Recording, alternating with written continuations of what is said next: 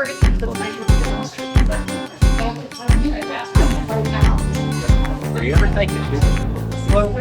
morning, everyone. Welcome to our very first Creative Mornings in Boulder. So now we'd like to invite Jessica Moon on stage, and let's give her a big applause. We're so excited to have you, Jessica. All right. Good morning. I'm excited to be here. So NOMAD, when I first heard this was a theme for Creative Morning, I thought about traveling. But the more I considered the theme, I thought it's like a thread that's run through my life experiences, my ancestry, and also my artwork. So this is what the definition I consider of a nomad, of a person or a community that adapts by moving, whether across landscapes, cultures, or ideas. And this woman actually is a Mongolian. I don't come from a family of nomads in a traditional sense, but I come from a family that's shaped by movement. My mother was born in El Salvador, and her family ended up moving to Nicaragua. And her grandparents, my great-grandparents, were indigenous Central Americans. They came from Palestine in the Middle East. And then on my father's side, his roots stretched across Europe. So he came from Irish, Lithuanian, Latvian, Scottish, and Jewish ancestry. So I carry many worlds inside of me. I traveled at a young age. I had my first passport when I was 2 and only 2 feet tall and 6 inches. So that was primarily to go visit my mom's side of the family that was still living in Manama. Gatherings on my mom's side of the family were big. They were loud, they were fun, they were really festive. But I didn't always know what was being said because everyone spoke Spanish. And my mother, having come to the States when she was 18, was trying to assimilate, I think, into American life that she didn't see learning Spanish as an asset. Gatherings on my father's side of the family were small, quiet, traditional, and honestly, a bit dull.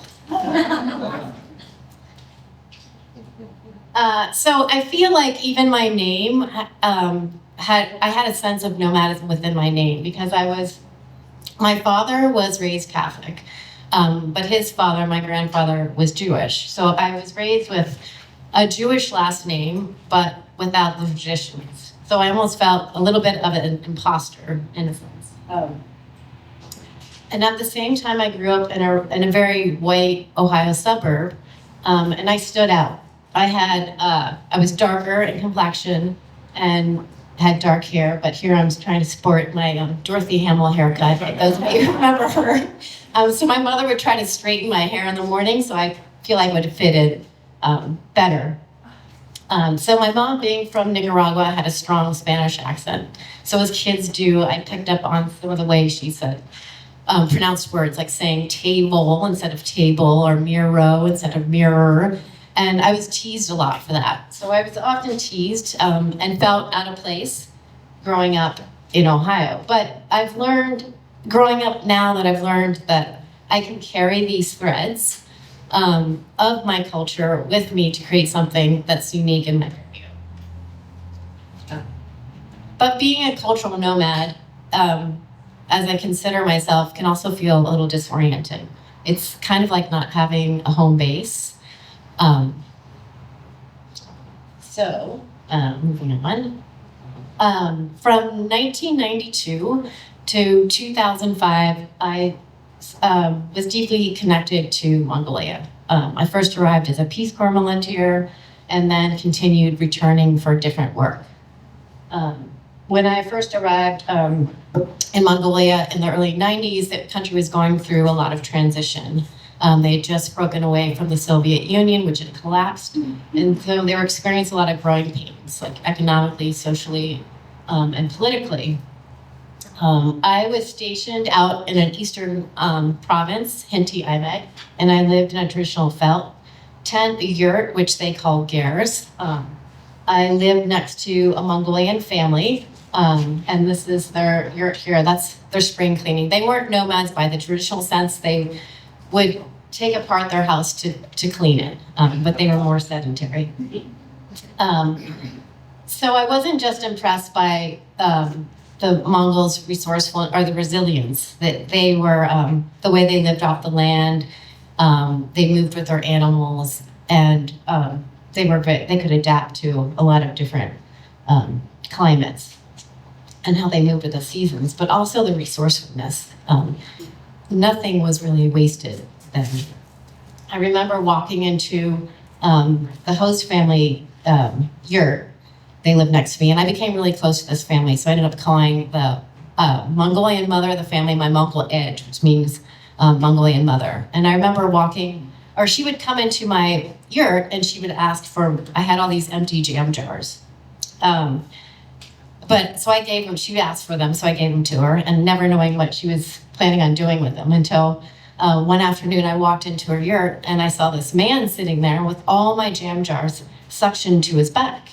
She was performing acupressure therapy, and she was known as a town healer. So that really stuck with me, the resourcefulness. Nothing goes to waste there. Even when they slaughter a sheep, they use the entire animal, from the hide down to the sheep ankle bones for kids' games. And that resourcefulness would stick with me and show up later in my artwork. Adventure pushed me deeper into the country. After Peace Corps, I worked for the United Nations on a biodiversity project, and I had a 1-year contract, as did other people who worked on that project. I became friends with 2 colleagues that were from Montana, and we had dreamed up a trip to travel by horseback from Hoofskull province up north, near the Russian border, all the way to Bayanolgi in the west. My friends, from Montana, being avid horsemen, they were convinced that our American spines would not survive 2 months on horseback riding Mongolian horses, because they're shorter and their trot's a little bit more jarring. So they decided that let's go to Russia and buy 3 Russian horses, because there's 3 of us, and then bring them across the border.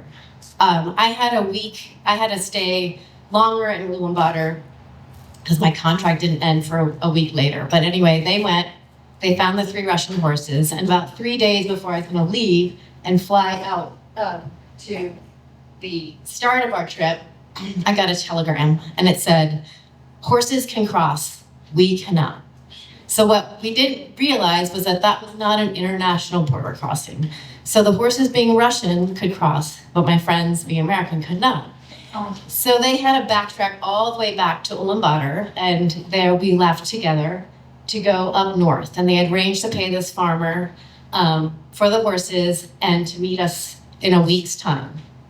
So we traveled far north, waited a day, they didn't show up. Waited the second day, and I thought, for sure this farmer is keeping the money and the horses, and he's not gonna meet us. But sure enough, on the 3rd day, just before sunset, we saw 3 giant horses silhouette on the horizon, and we started on our journey. So as I was preparing for this, I realized I was trying to look for photos. I'm like, why don't I have any photos? And I realized, I didn't bring my camera. Because back then, this was in the mid-90s, there weren't smartphones or digital cameras. So to lighten our load, we had 1 camera between us. So I relied on my friends' photos and documented the journey primarily in my journal. As we traveled across the countryside, we had 3 Mongolian horses and our pack horses, and then the 3 tall Russian horses. And as we traveled, Mongolians would come up to us and ask, "What are you trading?" And we're not trading anything. But they just couldn't understand why anyone would be traveling for no reason with all this stuff. So that's, their sense of travel was more for survival, and ours was more for adventure. But we would also realize that it did require survival, as we had to constantly think about water sources and pastures to sustain our animals. So I guess for that, that trip made me realize that a nomad is not just about movement, but it's about why you travel and what you carry with you. So after working for the Peace Corps in the UN, it was time to go back home. I was going to grad school in CU Boulder, and I was really homesick. I really missed the country and the people deeply. And I was trying to figure out a way, how can I get back? So I ended up working for tourism companies, leading horse trips and rafting trips that were like a week to 2 weeks in duration. I remember the company, it was one of my last trips, had decided, let's take the tours up to find the Satan people. The Satan people are reindeer people that live in the far north part of Mongolia, and they survive some of the harshest conditions because they constantly have to move to find lichen for their reindeer, which they primarily subsist on.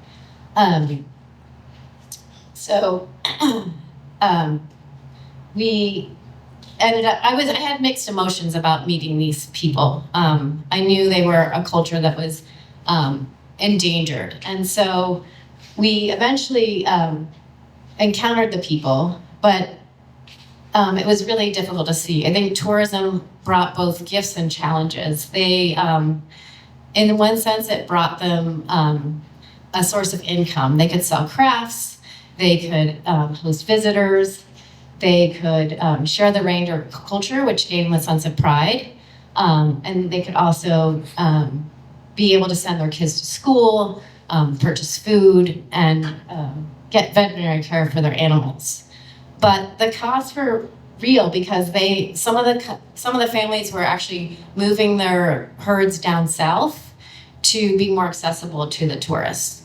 And so that would put stress on the reindeer as well. So I felt like tourism was distorting their nomadic traditions. And I remember when we first encountered them, and it was really unsettling because I felt like tourism was impacting them in a negative way. I mean, it was providing them a way to survive, but at the same time, it was disrupting their lifestyle.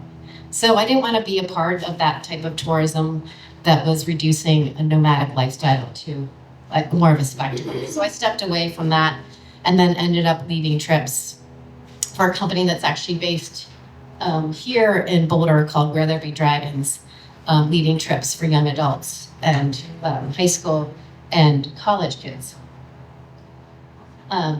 So the resourcefulness coming back to the States was really difficult after being there for like 3 years consistently. I worked for the Peace Corps of the United Nations.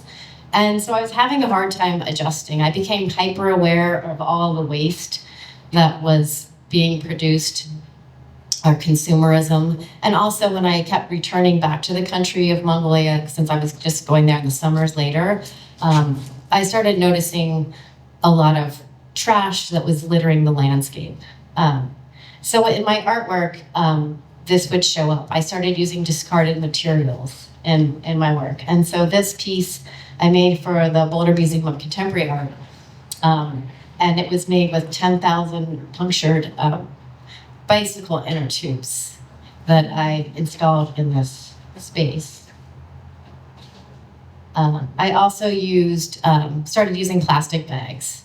I think my inspiration came from seeing that plastic bag that's just stuck in a tree and the air is blowing through it. And so I created these creatures called the inflatables.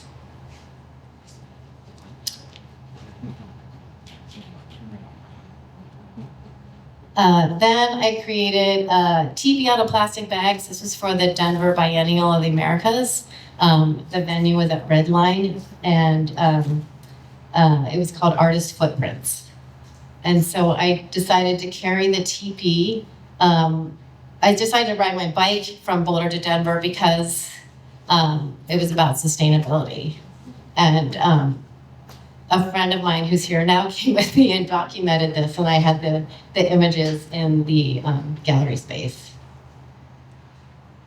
And so I feel like my art has kind of moved kind of like nomadically. It's constantly shifting between materials and mediums. And then I got into creating murals.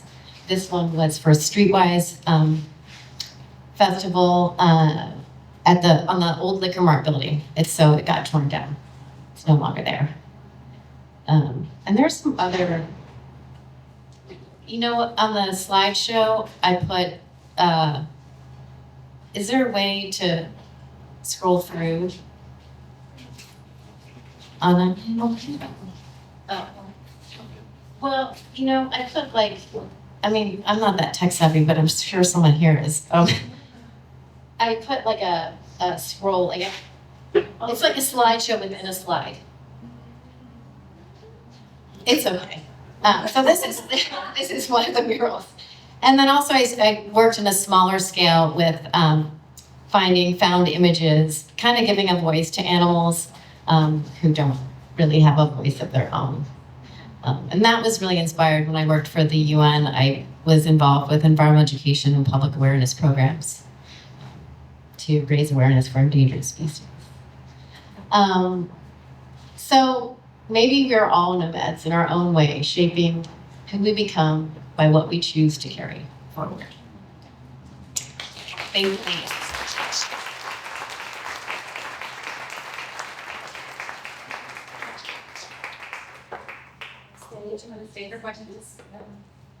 Are there any questions?